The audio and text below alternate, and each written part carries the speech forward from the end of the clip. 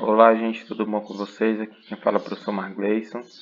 Hoje a gente vai dar continuidade às nossas aulas de história, continuando o nosso capítulo que fala sobre os africanos no Brasil. Então, na nossa última aula, a gente finalizou falando a respeito da travessia dos escravos para o território brasileiro. Os escravos sofriam desde a captura, e quando tinha a questão da travessia, a gente falou que os navios que traziam eles para cá eram conhecidos como navios negreiros ou tumbeiros, porque morria muita gente nesse processo da viagem. Chegado ao Brasil, os escravos, gente, eles eram levados para serem vendidos, negociados. A escravidão, ela é um comércio extremamente lucrativo. Muitas pessoas ganhavam muito dinheiro com esse processo de escravidão. Então, o primeiro passo era vender. E os escravos, eles eram levados, quando chegavam ao Brasil, para os mercados de escravos. Os principais mercados aqui no Brasil, a gente tinha São Luís, Rio de Janeiro, Recife e Salvador. Nesses locais, os escravos, quando eram trazidos, eles eram levados para esses mercados e lá eles eram revendidos. Então, eles eram vendidos geralmente sem roupa, tinham seus cabelos raspados, eles eram marcados a ferro quente, pegava o ferro, botava na brasa e botava no escravo para dizer quem era seu dono, assim como faz, por exemplo, com os animais, com o boi, por exemplo. E os escravos eles eram vendidos como verdadeiros animais, eles não eram tratados como pessoas, mas sim como animais. Uma das formas utilizadas para escolher o escravo, por exemplo, é igual faz, por exemplo, com o cavalo. Olhava os dentes para saber se os dentes estavam bons, para saber se a idade do escravo era jovem ou mais velho, se o dente já estiver caindo, ele era mais velho.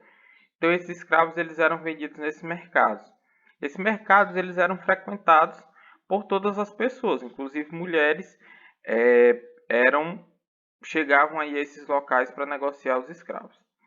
O destino aí, a gente os escravos geralmente quando eram trazidos para o Brasil, eles eram levados para trabalhar no primeiro momento na lavoura, trabalhar principalmente na lavoura de cana de açúcar.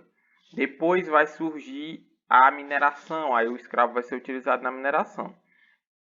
Os escravos geralmente eles faziam serviços pesados, não eram pagos pelo trabalho e eram castigados quando os donos desejavam. Um exemplo aqui é a questão da chicotada dos escravos.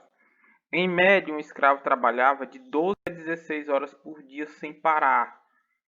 Então, ele trabalhava muito, sofria castigos. Com isso, os escravos tinham pouco tempo de vida. Geralmente, quando o escravo era trazido para o Brasil para trabalhar, ele vivia de 5 a 10 anos. Com 5 a 10 anos, ele já estava morrendo esgotado, de tanto trabalhar, de tanto apanhar.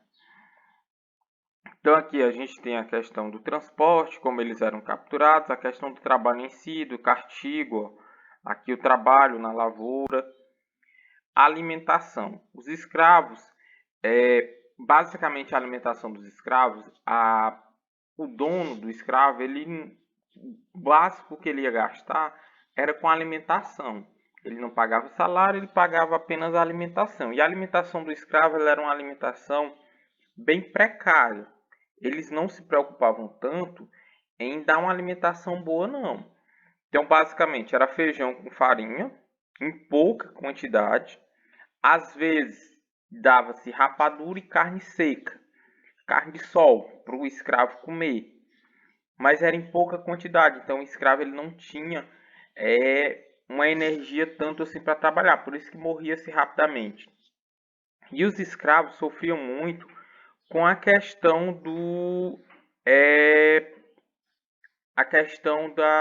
dos castigos. Os escravos eles eram castigados por qualquer motivo. O senhor achasse que ele estava fazendo alguma coisa de errado, ele já era castigado. E existiam várias formas de se castigar uma pessoa. Então a gente tem aqui exemplos como a palmatória, bater na mão. Tem até uma foto aqui da questão da palmatória. Aqui a palmatória. Geralmente utilizava-se um objeto de madeira pesado para bater no escravo como forma de punição. A gente tinha a gargalheira, que era um instrumento utilizado na garganta, que impedia o escravo de muitas vezes conseguir baixar o pescoço, porque ele tinha pontas, então ele ficava machucando muito. A máscara de Flandres, que é essa aqui, ó, impediu o escravo de conseguir comer. Aqui a gente tem um outro exemplo de gargalheira. A gente tinha também a questão do tronco, aonde o escravo era preso para apanhar, que é esse aqui, ó.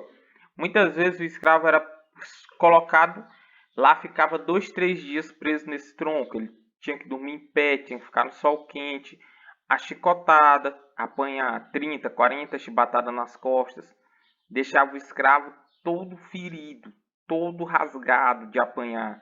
Terminava de apanhar, pegava e jogava água com sal para evitar ficar podre, evitar infecção. Imagina a dor, a pessoa toda rasgada e jogar água de sal em cima. Aqui a gente tem outro exemplo, ó, ficava preso nesses troncos, pelos pés, pelas mãos, formas de castigo. Aqui a gente tem as algemas que eram utilizadas para prender as pessoas.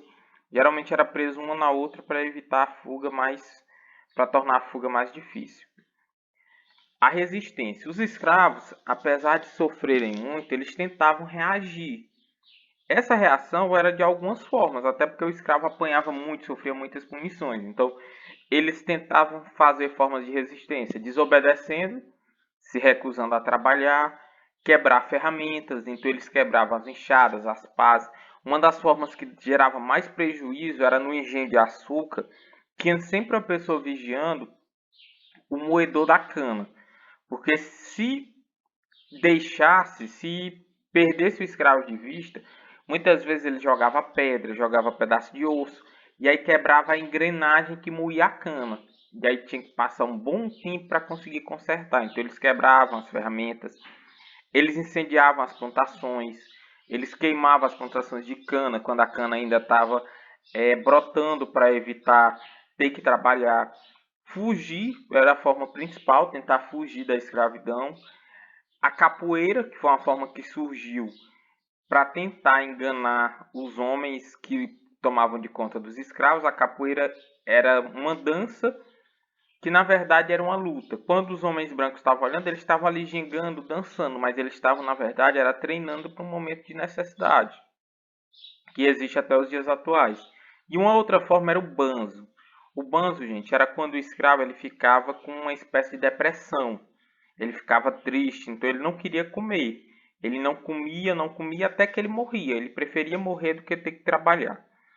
A questão das fugas, geralmente os escravos fugiam e eles iam atrás do que era conhecido como quilombo. Quilombo era o local onde os escravos iam se abrigar. Eram os escravos fugitivos fundavam uma espécie de vila para se abrigar após fugir.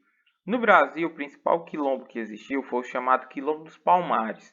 Esse quilombo ele foi fundado em 1597, na região conhecida como Serra da Barriga, que fica no estado de Alagoas. Ele durou quase 100 anos. Muitas pessoas migraram para essa região, foram buscar abrigo nessa região.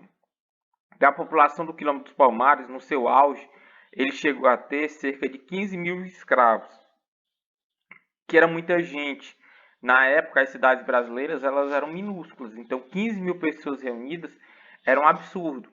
Além dos escravos, ela também abrigava pessoas pobres, brancos pobres, ou então índios que iam buscar nessa região um refúgio. O Quilombo dos Palmares ele tiveram vários líderes, sendo que o principal líder ficou conhecido como Zumbi dos Palmares. Esse quilombo ele resistiu durante muitos e muitos anos até que o governo decidiu acabar com ele. Para tentar acabar, eles contrataram um homem chamado Domingos Jorge Velho. Domingos Jorge Velho ele era um bandeirante que ele era ficou conhecido como o maior matador de índios do Brasil. Ele saía pelas regiões, quem contratava ele, ele ia lá e matava os índios bravos. Ele é um dos colonizadores do nosso estado do Piauí. Ele foi uma das primeiras pessoas a chegarem ao estado do Piauí. Isso aí vocês estudam mais à frente. Ele estava no Piauí quando ele foi contratado pelo governo em 1690 para ir destruir o Quilombo dos Palmares. E aí, nessa destruição, ofereceram para ele, como forma de pagamento, por exemplo, se ele fosse lutar, um quinto, uma de cada R$ 5, vamos dizer assim, dinheiro hoje é reais, mas na época era outro, Um de cada R$ 5 que ele conseguisse com a captura dos escravos, ele teria direito. Então, se ele capturasse muitos escravos, ele teria muito dinheiro. Além disso, ele teria R$ 500.000, que era o dinheiro da época, em panos e roupas para vestir os seus soldados. R$ 100.000 em dinheiro vivo e o perdão dos crimes cometidos durante a guerra. Perdão dos crimes porque ele ia matar muita gente, matar muitos escravos, então ele não queria sofrer as punições. Com isso, ele foi lutar e aí o Quilombo dos Palmares acabou sendo destruído em 6 de fevereiro de 1694. O principal líder, que foi o Zumbi, ele conseguiu fugir. Ele fugiu, foi reorganizar para tentar lutar e no dia 20 de novembro de 1695, o Zumbi dos Palmares acabou sendo morto. Sua cabeça foi cortada e levada para ser exposta em praça pública. Em homenagem a Zumbi, o dia 20 de novembro é considerado no Brasil o Dia Nacional da Consciência Negra. Foi relembrado há poucos dias aí atrás.